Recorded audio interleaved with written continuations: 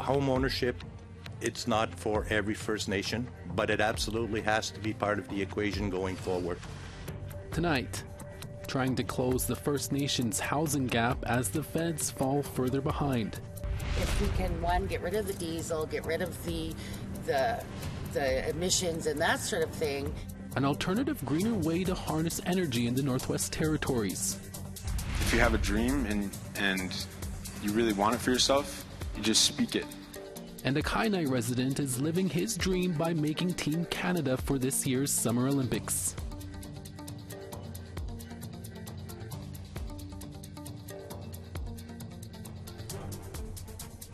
Good evening, I'm Krisan Achkate. Welcome to APTN National News.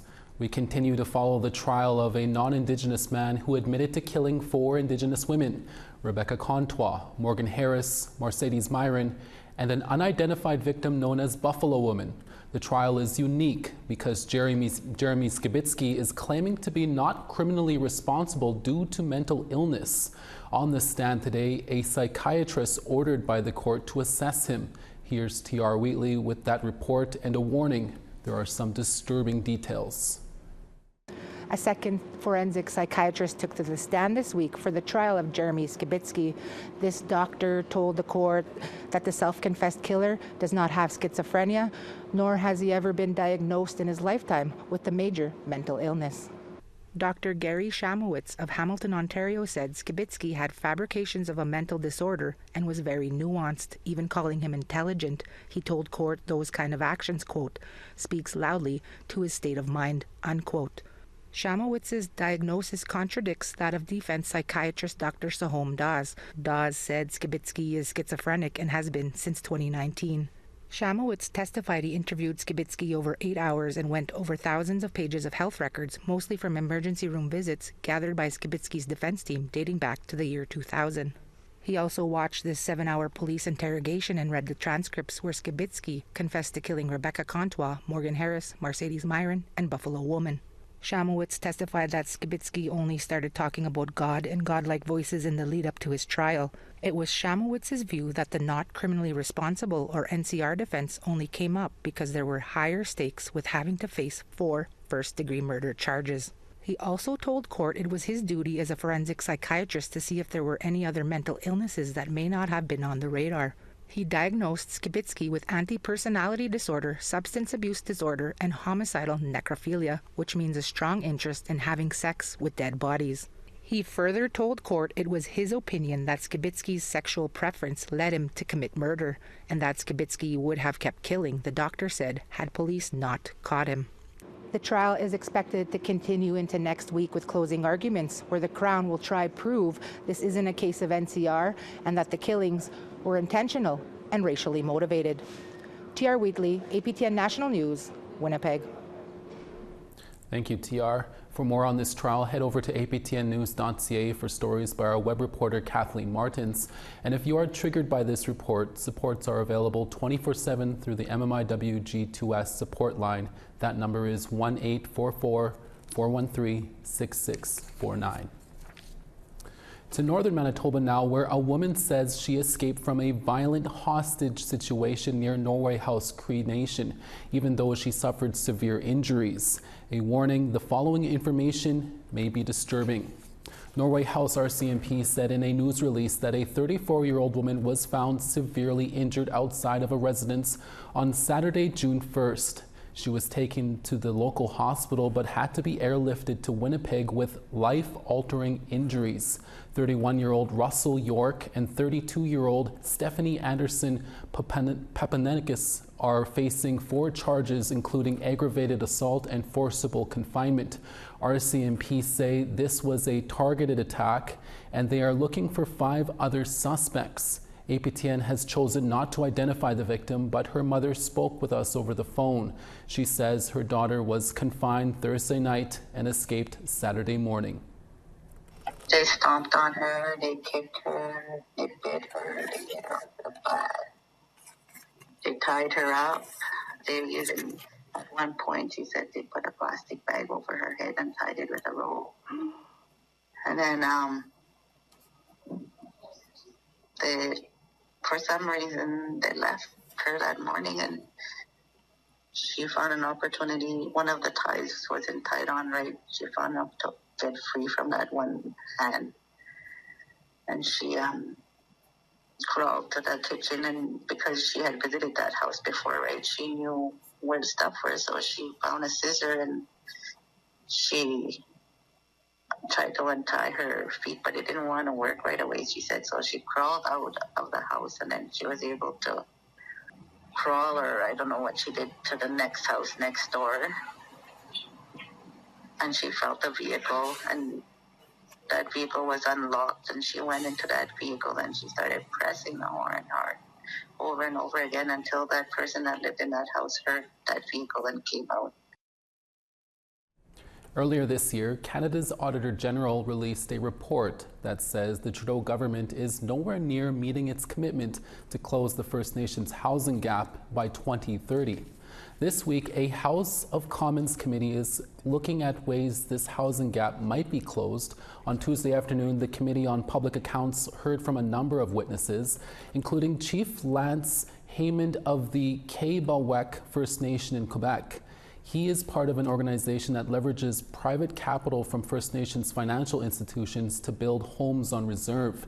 Haymond says with the federal government unable to meet the First Nations housing crisis, other options must be explored. Home ownership, it's not for every First Nation, but it absolutely has to be part of the equation going forward. We have credit-worthy individuals who want to be able to pay for their housing, and it's unfair that, the dependency on social housing programs has left us in this particular situation. We need to take a quick break, but coming up, harnessing the power of the river for electricity for tomorrow. How one Métis company is thinking of a greener future. That story when we come back in about 3 minutes. Could be a huge financial win for businesses, right? Because of course we all know power's not cheap.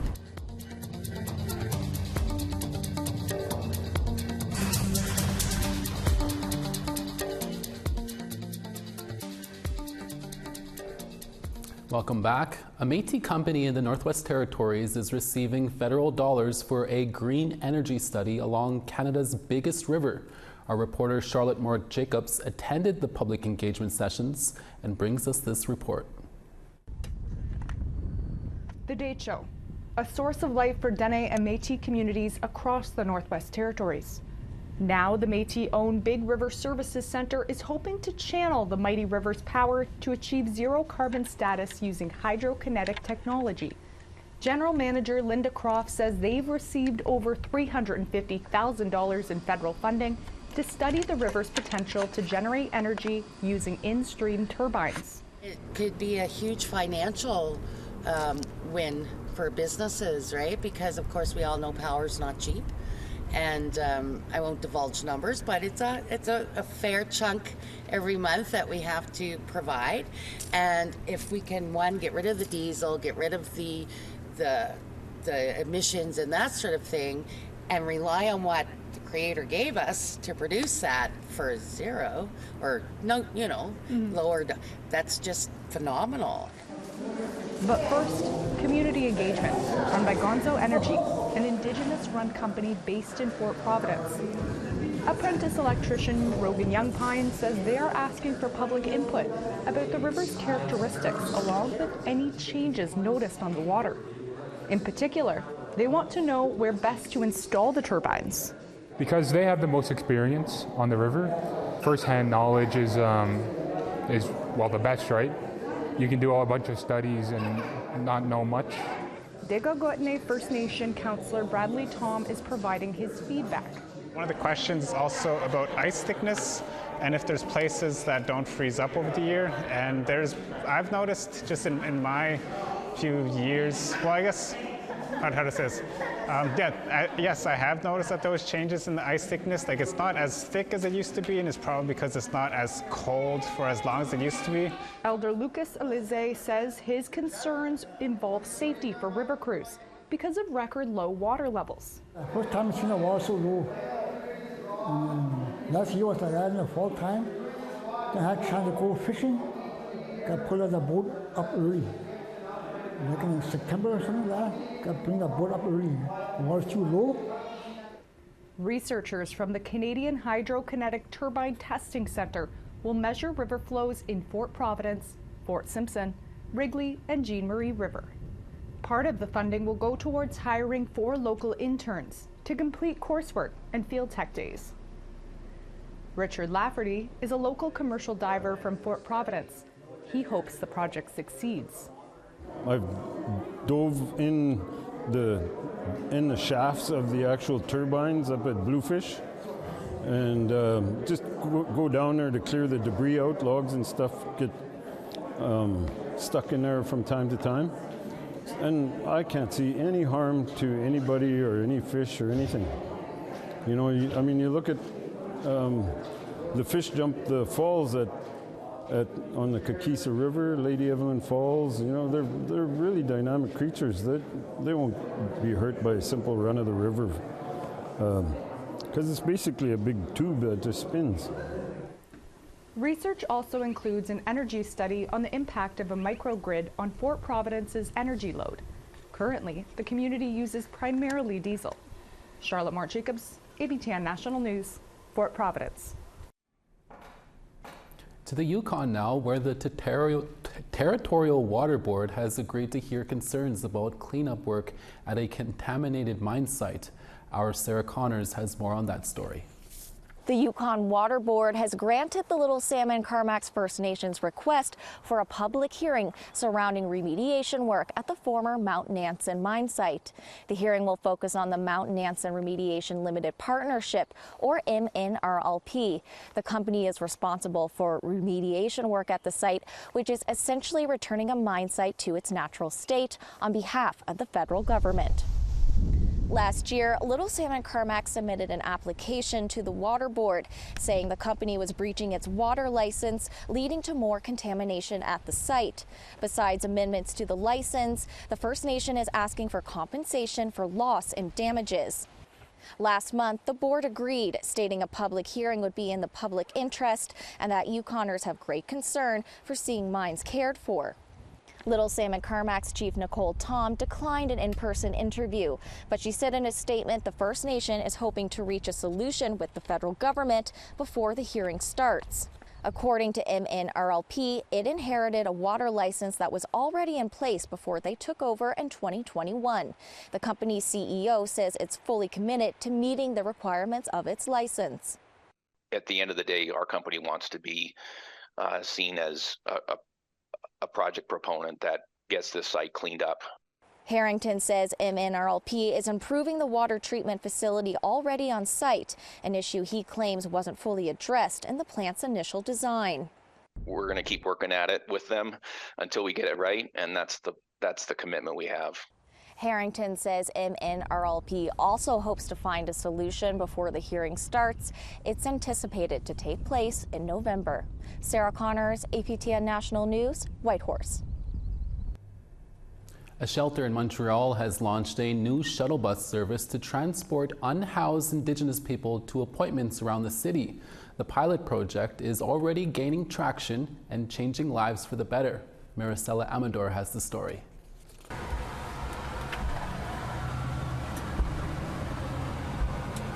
Jeff Guerin is on his way to drop off his resume for a potential job. The one that pays me lots of money.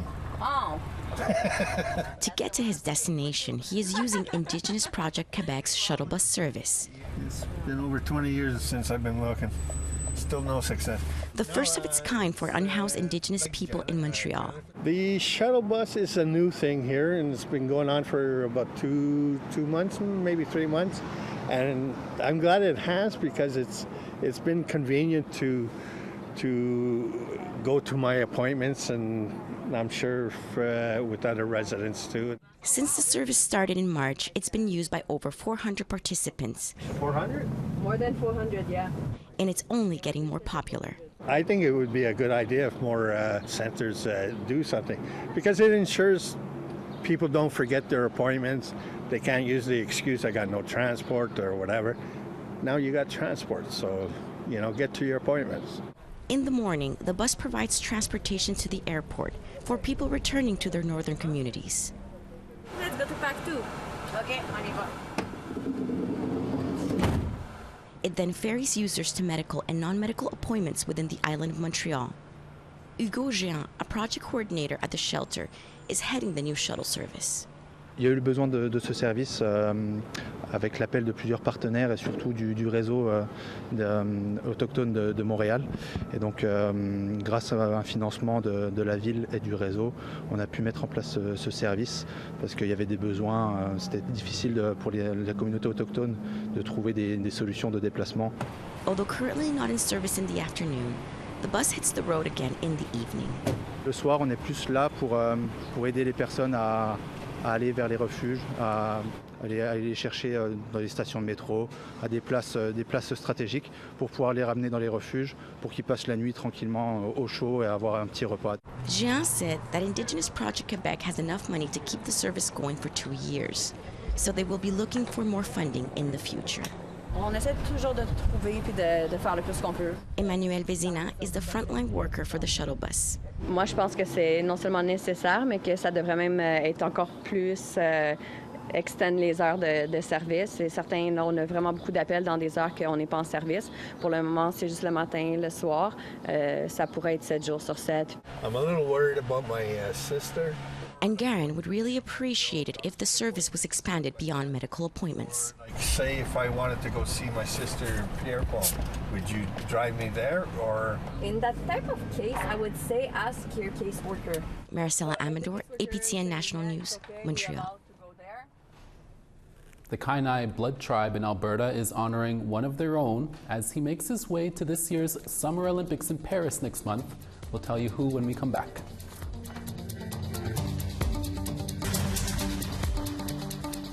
Welcome back. It's time now for our photo of the day.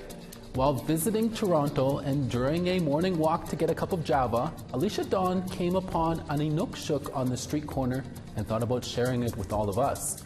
Thanks, Alicia. You rock. See what I did there? Real cheap dad joke. We appreciate all of the photos we received, so keep them coming by sending them to us at share@aptn.ca. Now let's take a look at tomorrow's weather forecast. Over in St. John's, 12 and rain. Charlottetown, 18. Anujoac, 22 with sun. La Grande River, 32 with rain. Quebec City, 25 with rain. St. Jovite, 26.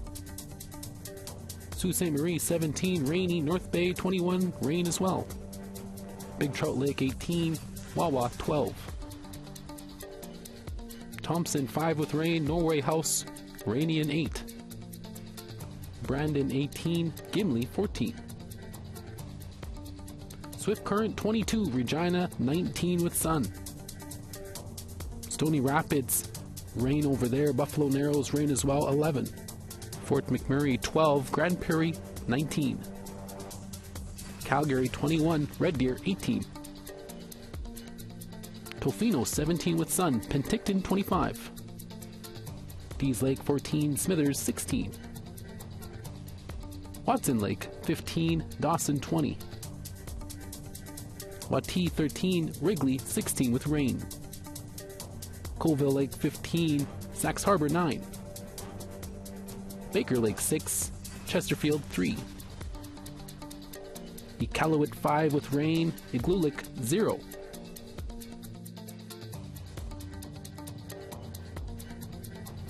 The Canadian Radio, Television and Telecommunications Commission, or the CRTC, announced on Tuesday new rules for large online streaming services.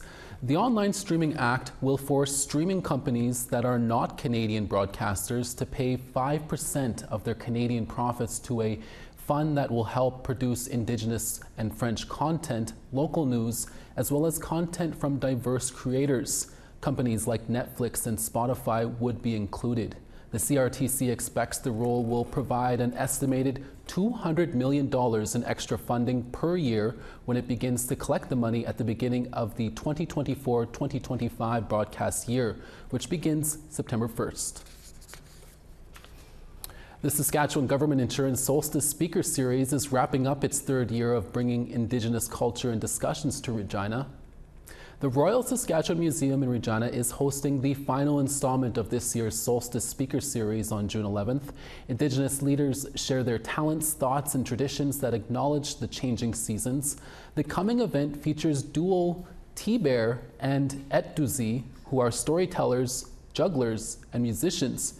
Craig Perot is with the Friends of the Royal Saskatchewan Museum. He says, everyone will benefit from the series. Chance for us all just to come together and be able to walk away and go, okay, let's think about that. Now what do I go do? How do I, engage in the world and make it better?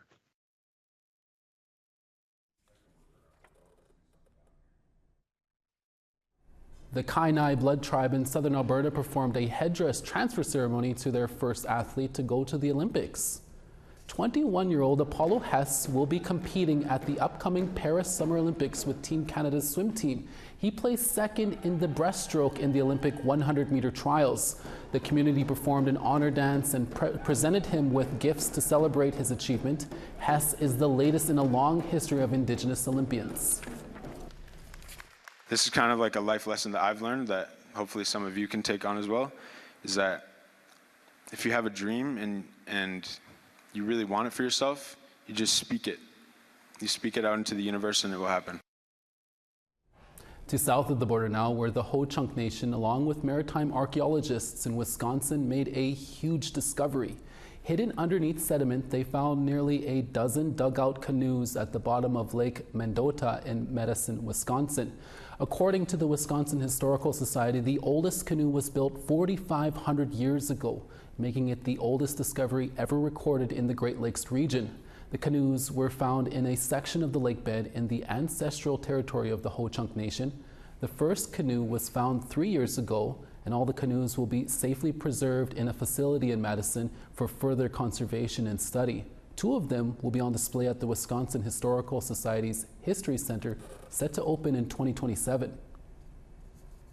This is an important historic moment for maritime archaeology, for the state of Wisconsin, for the Ho-Chunk Nation, but also the Great Lakes region and tribal nations across the Great Lakes region too, because this is the oldest dugout canoe dating back to 1000 BC that's ever been found and recovered in the Great Lakes region. The ability to take today's process now through science and their expertise over here and utilize it to teach our youth, about our steep history and a connection to an area here that reaches all the way back to the last glacier period. They say 3,000 years, right, that dugout canoe. And that's your Wednesday, June 5th APTN National Newscast. We'll be back again for your midday newscast tomorrow at 12 p.m. Winnipeg time. From everyone here at APTN News, hi miigwech masicho. Thank you for watching. We leave you now with some beautiful canoe footage in the Yukon.